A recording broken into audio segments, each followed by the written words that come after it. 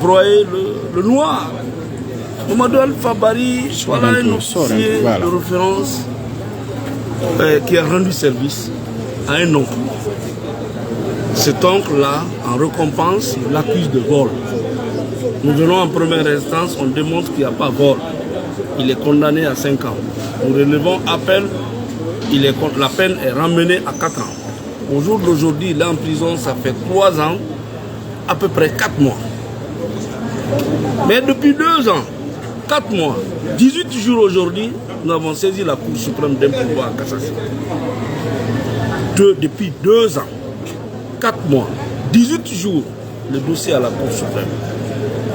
Aucune visibilité. Il n'est pas jugé, il n'est pas libéré. Nous n'avons même pas l'espoir que d'ici la fin de sa peine, il pourra comparaître devant la Cour.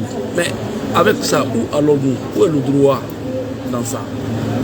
Alors que la liberté n'a pas de prix. Je pense que c'est excessivement exagéré. Même en 1 an déjà, son dossier aurait pu être examiné. On demande 2 choses à la Cour suprême. Soit la cassation ou le rejet, qui ne prend même pas 10 minutes quand vous devez prononcer la décision. Mais le pauvre, il est en prison. On ne sait pas, son emprisonnement profite à qui. On ne sait pas qu'est-ce qu'il a bien fait. Peut-être, quand il va finir de purger les 4 ans, c'est en ce moment qu'on va le libérer. Et toutes les demandes de grâce que nous avons introduites, toutes les doléances que nous avons formulées n'ont jamais été agréées ni acceptées et il continue à rester en prison.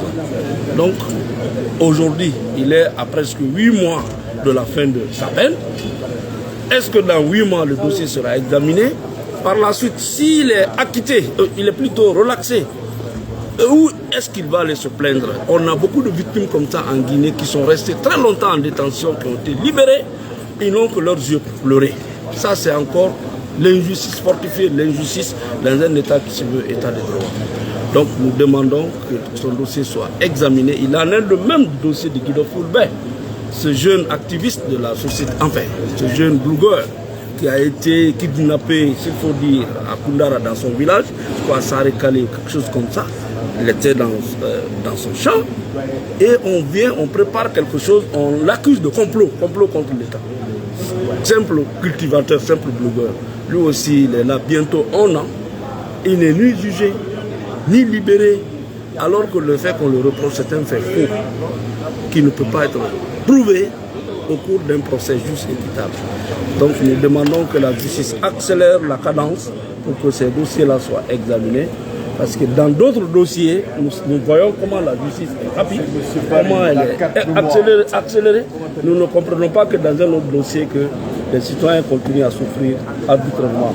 Merci beaucoup.